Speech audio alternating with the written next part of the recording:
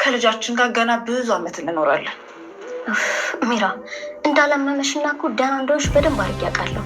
አንቺን እኮ ከእጄ መዳፍ በላይ ነው በደንብ አድርጌ የማውቅሽ።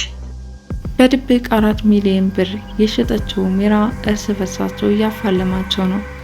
ሮቤል ይህንን 4 ሚሊዮን ብር እስካላካፈልሽ ድረስ ከአንቺ ራስ አልወርድም፣ አንዳንዴም ደግሞ በጣም ወድሻለሁ የኔ ፍቅር፣ ከአንቺ ተለይቼ መኖር አልፈልግም፣ ማንም ቢሆን አድናን መቼም ዙሮ እንደማያስብሽ ቆርጦን ወቂ፣ እኔ ላንቺ ብዙ ነገር እሆንልሻለሁ፣ እሱ ግን ዞር በይ ብሎ አሁን ከሉዋና ጋር አድርጓል ይላታል።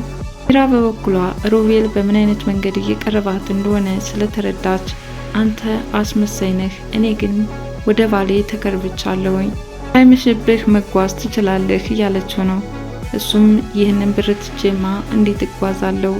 የሚገርምሽ ነገር ይህንን 4 ሚሊዮን ብር እርሳ ከምትይኝ ሞቱ ቤተሰቦችን ብረሳቸው ይቀድመኛል ይላል።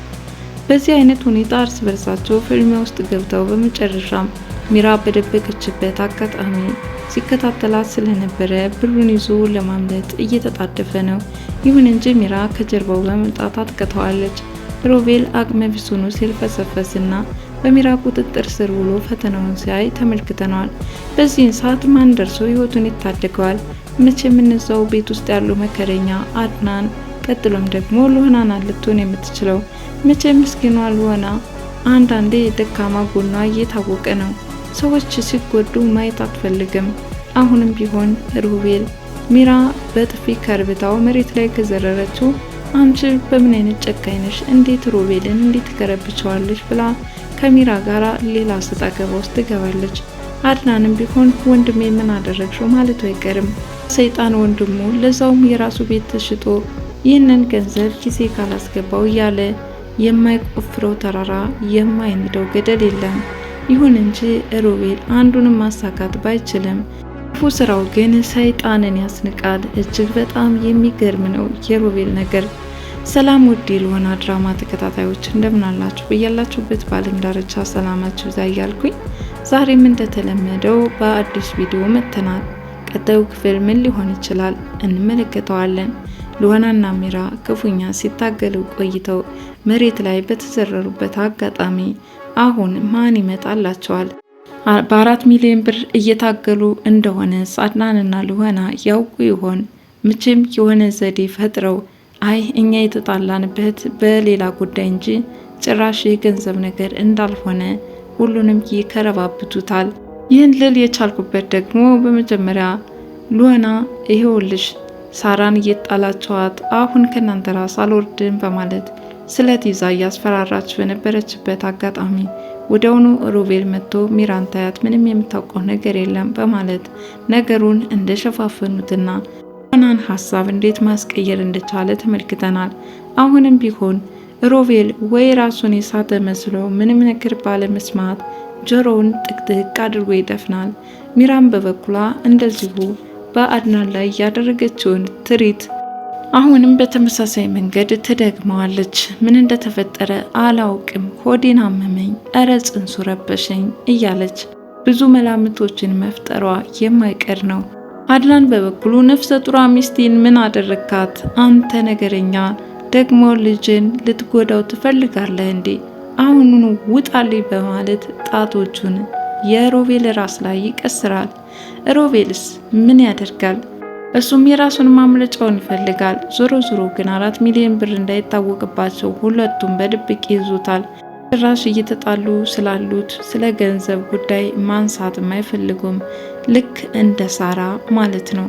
ያው እንግዲህ ሳራን ሁለታቸውም ተመካክረው ነው ገለ የቀበሯት። ነገር ግን ሁለቱም ስለ ሳራ የሚያውቁት ነገር እንደሌለ ነው እርስ በርሳቸው የሚደባበቁት።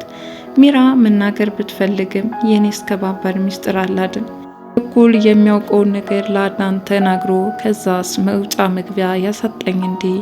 የኔም ህይወት እኮ አደጋ ይወድቃል ትላለች። በዚህ ፍራቻ ነው ላለመናገር እየታገለች አለችው። ሮቤልም በበኩሉ ሚራ ብዙ ነገር ብትበድለው ብዙ ነገር ብታደርገው ሚስጥር አሳልፋ ትሰጣለች በሚል ፍርሃት እርስ በርሳቸው ተከባብረው ይኖራሉ። ሲጣሉ ታዲያ በር ዘግተውና ሉናና አድናን በማይሰሙበት አጋጣሚ ነው። ከዛ ውጭ ባለው ግን ይመካከራሉ። ትክክለኛ ወዳጅ እንደሆኑም ለማስመሰል ይታትራሉ። ይሁን እንጂ ሉናና አድናን ሁለቱንም ጉዟቸው ምን እንደሚመስል በደንብ ተረድተውታል። እናም ዛሬ ላይ እንግዲህ ከተፈጠረው ነገር አንደኛው አድናን እንደዛ በድንጋይ ወርውራ መሬት ላይ ዘርራ፣ ነገር ግን እሷ ምንም ነገር እንዳላደረሰችበትና ይልቁንስ ከጀርባቸው ሌላ ጥላት መጥቶ እንዳጠቃቸው፣ በተመሳሳይ መንገድ እሷም እንደተጎዳች፣ ከዛም ነፍሰ ጡር ስለሆነች ወደ ቤት መመለስ እንደማትችል እሱም በአሽኮኮ ወይም በጀርባው አዝሎ ቤት ውስጥ እንዲያደርሳት እንዳደረገች፣ በዚህ ደግሞ ሉና ቅናት ተሰምቷት እንዴት እንደተናደደች፣ እሷም ባየችው ነገር በቃ ፍቅርህን እዛው መጨረስ ትችላለህ፣ ስትፈልግ እየመጣህ ፍቅሬ ፍቅሬ የምትለኝ፣ ሳትፈልግ ደግሞ ከሚራ ጋር ሂደህ ከሷ ጋር የምትላላጠው ነገር አልተመቸኝም ትለዋለች።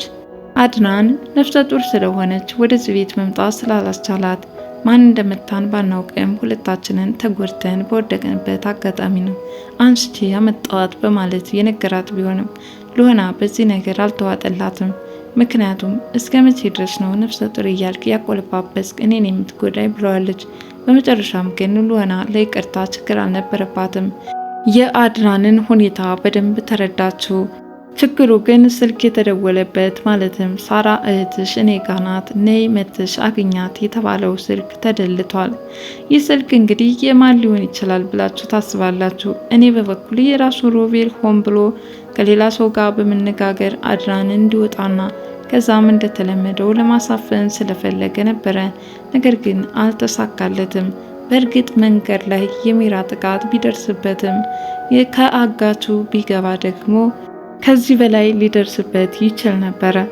ሆኖም እንግዲህ ሚራ በአድናን ላይ በደረሰው ነገር እየተረበተበተች ወደ ቤት እንዲመለስ ማድረጓ፣ ቀጥሎም አሁን ላይ እየተጠባበቀች ያለችው ብቸኛ ሆና ሮቤልን ምንም እንኳን ወዳጅ መስሎ ቢቀርባትም ምን ያህል እባብ አስመሳይ እንደሆነ ደግሞ በደንብ ታውቃለችና አሁን ሚስጥሯን አሳልፋ መናገርም ሆነ መስጠት አትፈልግም። ስለዚህ ነበረ ሮቤልን እየራቀችው ስለመጣች፣ እሱ ደግሞ እሱም በበኩሉ ሉና ስላናደደችው እሷንም ለመበቀል ያስባል። ለዚህ ደግሞ የግድ ሚራን ወዳጅ መስሎ መቅረብ ነበረበት። ይሁን እንጂ ሚራ እንግዲህ ቁርጥህን ወቅ ያንተ ሰው አይደለሁም ስትል ነግረዋለች። በመጨረሻም ሮቤል በድብቅ ያስቀመጠችውን 4 ሚሊዮን ብር በመውሰድ እቅዱን ሊያሳካ ቢያስብም በ4 ሚሊዮን ብር ግን ድርድር አላቅም፣ እኔ ሚራ አርፈ ተቀመጥ፣ ጉርቦህን አንቀሃለው ስትል ላም ጉርቦን አነቀችው። ሮቤል ክፉኛ ተዝለፍልፎ ወድቋል። የወንድ አልጫ ነው፣ ራሱን መመከት አቅቶታል። ሚራ ወንዶችን ሁሉ ትዘርራቸዋለች። አቦ በዚህ ሲመችሽ በጣም አደንቅሻለሁ። ምንም እንኳን ኃይለኛ ሆነሽ በክፋት ብትንጨረጨሪም ሆነ ነገር ሳታደርጊ መመለስ የማትፈልገው እልህኛዋ ሚራ ሮቤልን በቁጥጥሯ ስር አውለዋለች። እነዚህ ሌቦች እንግዲህ ተስማምተው ቤቱን መሸጥ ቢያቅታቸው ዛሬ ሚራ በድብቅ የሸጠችው ቤት ይኸው እርስ በርሳቸው ሊያጋድላቸው ገብተዋል። እውነት ሮቤል ሚራን በጥፍ የሚበቀላት ይመስላል። ምክንያቱም በቀለኛ እንደሆነ ከዚህ በፊት በተደጋጋሚ የሚያደርጋቸው ምልክቶቹ ይናገራሉ። በነገራችን ላይ ሚራም ቢሆን እጅግ በጣም ጠንቃቃ ናት። ስለዚህ ሮቤል አንድ ነገር ሊያደርጋት እንደሚችል መንቃቷ አይቀርም ማለት ነው። ሌላኛው እንግዲህ አድናን ሮቤል የሆነ ነገር እያደረገ ነው እያለ እየተጠራጠረ ነው። ትክክለኛው ነገር መድረስ ባያስችለውም ሉና ይህንን ሰው ልንጠነቀቀው ይገባል። እኔ እኮ ብያለሁ አድናን እጅግ በጣም ሮቤልን ማለት መቼም የማታውቀው ግሩምና ረቂቅ የሆነ ፍጥረት ነው ብላለች። እውነት ነው። በዚህ ቢባል በዚህ ማሸነፍ አይቻልም። ውሸትና ማስመሰሉ እንዴት እንደሚመጣለት አቤት ለጉድ ነው። ዛሬም እንግዲህ የወደቀበት አጋጣሚ ከእውነቱ ይሆን ወይስ ፌንት እንደበላ ለማስመሰል ውርደቱን ለመሸፋፈን ሲል ከሚራጅ የሚያመልጥበት አጋጣሚ አሁን በአድናንና በሉና ሊሆን ይችላል።